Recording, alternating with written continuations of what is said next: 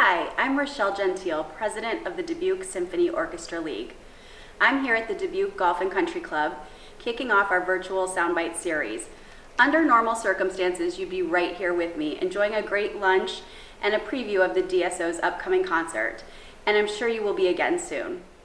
As you may know, the DSOL develops and administers projects, programs, and events that provide music education opportunities to folks of all ages, as well as financial support to the DSO and its youth ensemble programs.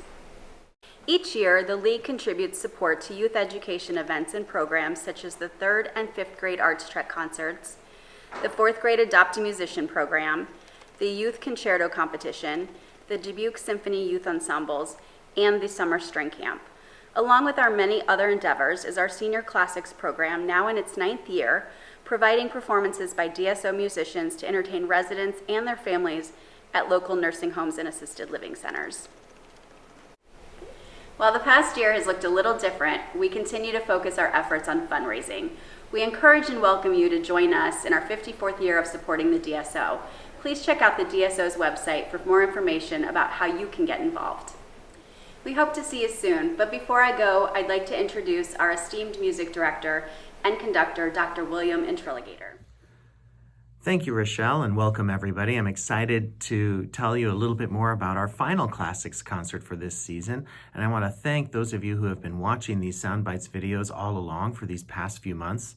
It's been a pleasure to be able to share with you my thoughts about this music that I love and music that the Dubuque Symphony Orchestra will be performing for you. And I'm hoping that you'll join us in concert for our performances on that first weekend in June for this Classics 4 performance. Today I'm going to tell you a little bit about a composer whose name might sound familiar, but whose music is probably unknown to you. It's Samuel Coleridge-Taylor. His name might sound familiar, not only because he was a well-respected and revered composer and violinist at the turn of the century in England, but also because, isn't that the name of that poet, you might be saying? Yes, he was born about 100 years after the famous English poet Samuel Taylor Coleridge, the author of The Rime of the Ancient Mariner and The Pleasure Dome of Kubla Khan and many of those other great poems. And in homage to him, he was named Samuel Coleridge-Taylor. His life had an amazing story. He was born in 1875 in England to an English mother and a father who was visiting and studying in medical school there in London, and his father was from Sierra Leone. He was of African descent. In fact, his father was descended from free slaves. His father's ancestors had been slaves in America who, during the Revolutionary War, sided with the British, and then somehow after the Revolutionary War were returned to Africa and made free there. And then generations later, a gentleman came to England, one of those slaves, one of those freed descendants of a freed slaves came to England to study medicine, and he was the father of this composer. He went back to Sierra Leone in Africa around the time that this composer was just a child, a baby. Some reports say that he went back before he was born. Others say he was still a baby. But in any case, the composer Samuel Coleridge-Taylor was raised by a single mother and her father, his grandfather, who was his first violin teacher. And he was very prodigious right away on violin. At the age of 15, he was accepted into the London Royal College of Music. And despite, some racial discrimination by mostly fellow students, not as much by the faculty,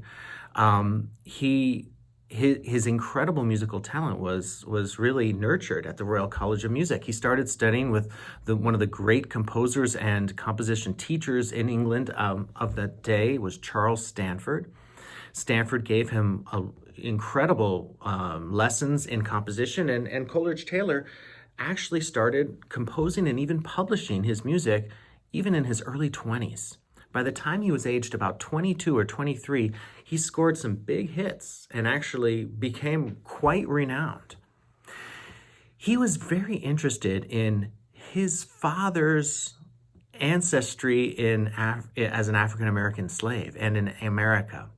And in an early encounter with the African-American poet Paul Dunbar in London, encouraged Coleridge-Taylor to pursue his own African heritage and not to just be a classical composer.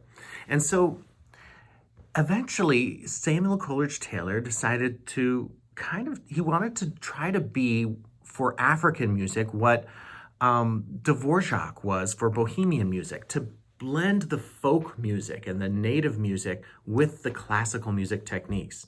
He saw that, Brahms did this early on in Brahms's career with Hungarian music and Hungarian dances. And Dvorak did this, and many others later did this. It was a time of nationalism in music, really, with, Grieg and Smetana, so many different sort of nationalist composers who embraced their native folk music and incorporated that into classical music. That was really one of the important driving forces that added to the richness of classical music in the late 1800s, early 1900s. It's a huge part of the Romantic era of classical music, is this nationalism. And so even though he really identified as an English composer, he was English, and most of his career was there. He had, by the way, 3 tours of the United States, performing and conducting and having his music played. In his first tour in 1904, he got to visit firsthand the president, Theodore Roosevelt, at the White House, which is a rare honor for any classical musician to meet with the president, let alone one of African descent. But getting back to his embracing of his sort of African roots, I wonder, this is just my own questioning, is it because he never really knew his father? His father was not part of his life from any accounts that I've, kind of looked into. His father left when he was either a baby or just even about to be born. And I wondered if it had to do with that, this constant questioning, because, he was raised by a white mother and her father, and maybe it was part of him trying to figure out who he was.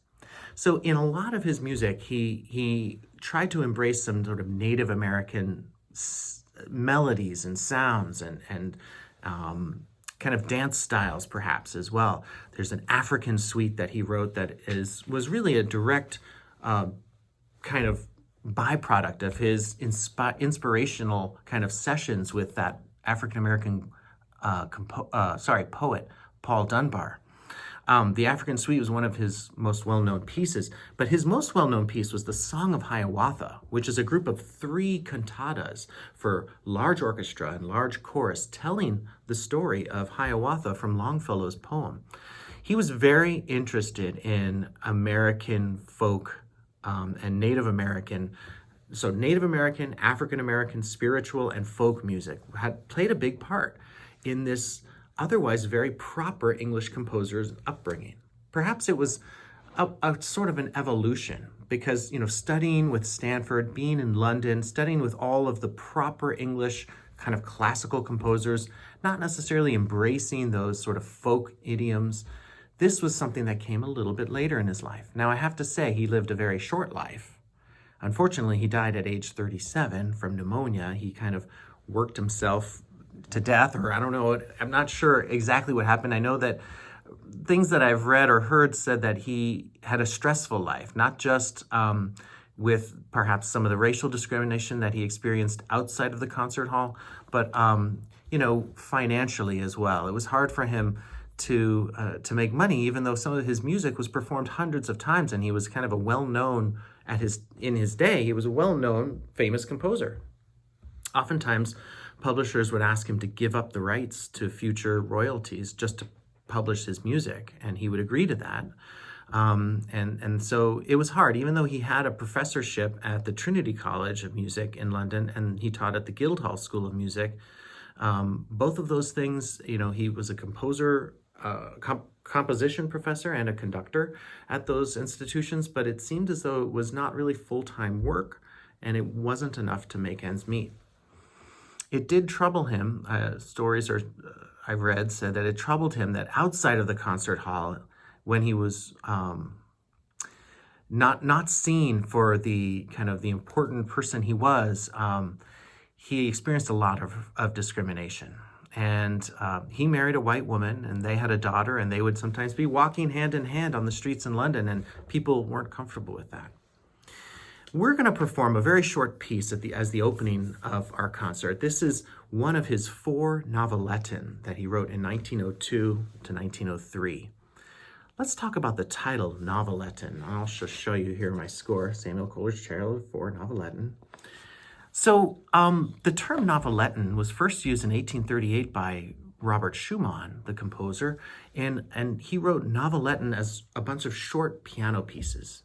At that time, in the early stages of German Romanticism, the idea of a novel, like a thick story, a thick book, telling a story, comes from that term Roman in German, is the way they would say novel. And in a way, that's also kind of the birth of the Romantic era, has to do with the roman of the novels. Now, Schumann, and then many years later, Coleridge-Taylor used the word Novelette to show like a short story in music. And so Coleridge-Taylor wrote these 4 Novelette for string orchestra with a few touches of percussion.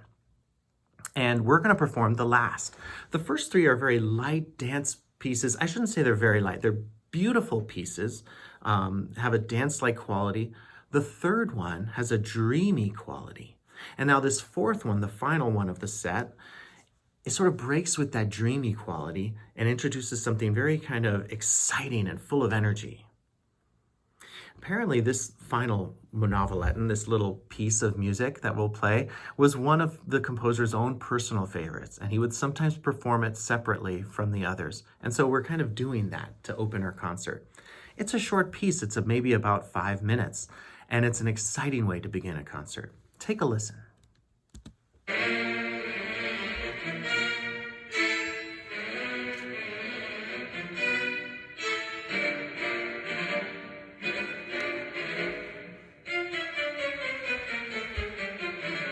This is all an introduction, and now we get the sort of main theme.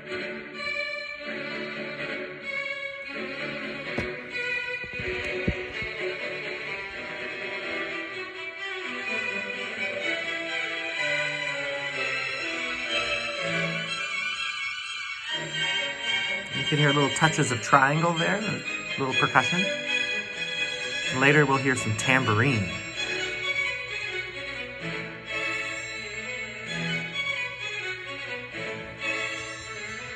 Actually, later when the tambourine comes in, I wanted to mention that I feel like the tambourine adds a certain color that does make it sound a little bit more like African music.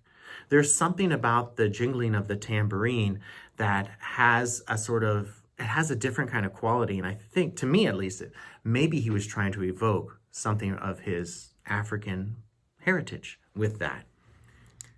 This piece actually has 3 separate little parts to it, and I want to play you a little bit of parts 2 and 3. I've already played you parts of the opening of it. This second part reminds me a little bit of like what he might have been wanting to do as like an homage to Brahms. It sounds as though there's something about this music that reminds me of Brahms. So take a listen.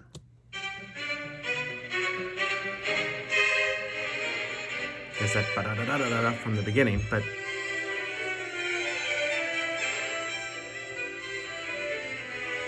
there's something a little bit Brahmsian about this, a slight influence perhaps.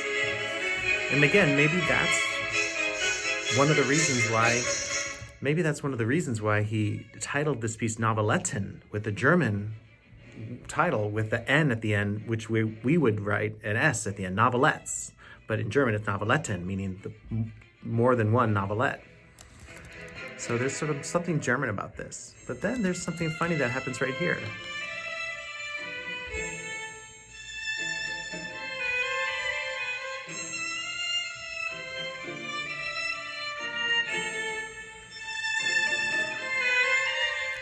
To me, it sounds like Coleridge-Taylor is kind of making fun of that often quoted sort of musical trope or nursery rhyme or something.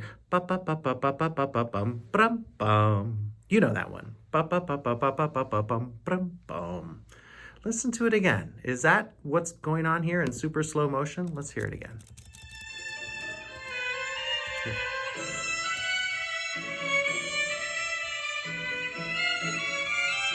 Perhaps. He does it over and over again. Ba-da-da. First in minor, then in major. Ba-da-da-da-da-da-da, dum-dum, ding-ding. I think he might be having a little bit of fun with us on this one. And perhaps he's also showing the kind of different styles that he can put into this one piece. Does it have some African music elements? Perhaps the tambourine, like I mentioned before? Maybe. Does it have some kind of German elements, like the Brahmsian part and the homage to Schumann with the title Novelette? Maybe.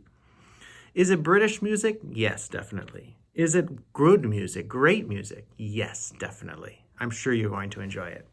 As one other little post note I want to mention about Coleridge-Taylor, there's this tragic story. I mentioned how he kind of struggled during his lifetime. He had a lot of bad luck, apparently.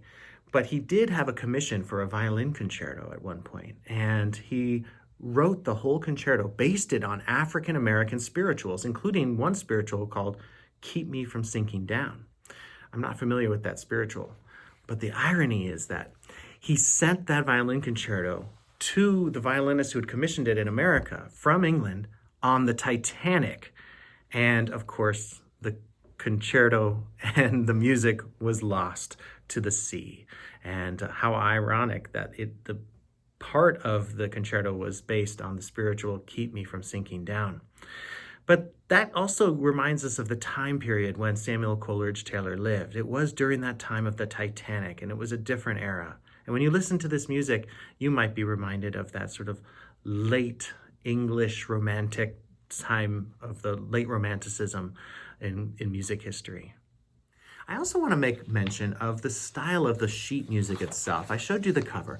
Let me show you the inside. There is something, for those of you who are musicians watching, there's something about the way that it's laid out that tells me as a conductor that, oh, this is English music. And the reason is that there's a very different style of publishing and the look of the music from this period and even into the 20th century. This looks like the same kind of music publishing style as Elgar, for instance. The publishing house of Novello in England probably was the original publisher of this. And so it's just interesting that there's a certain look to it. It has a very different style of treble clefs, bass clefs, the layout of it. It's very English. So that's pretty neat. So we're going to start this concert with a short story in music, a little novelette. And it has a wonderful story about its background, with the composer being an African composer who was extremely talented and brilliant in his day. And unfortunately, his music did not continue to have numerous performances after he died. And I think it had to do with the timing of things. So he died in 1912. And as we know, in 1917, or well, even shorter, like 1914, even earlier, the world changed. With World War I, the world changed and music changed. And suddenly the style of late English romantic music that Samuel Coleridge-Taylor wrote and was so brilliant at was not seen as being in vogue anymore. Music was more harsh. Music was called for smaller groups, sometimes smaller forces. There were great strides in modern music at that time with Stravinsky and Prokofiev and so many others. Gershwin was right around the corner. And so the style of Coleridge-Taylor's music, so wonderful as it was at that time, it sort of reflects that fading era of late English Romanticism, sort of like certain poets or certain authors of English authors. You think of like Foster, E.M. Foster, and his novels or something like that. It's the tastes changed, and it's wonderful to be able to play this music by Samuel Coleridge-Taylor. I look forward to getting to know more of his music in the years ahead and sharing it with you as well. So that's all for today. Thank you very much, and thank you to the Dubuque Symphony Orchestra League for hosting these. Bye.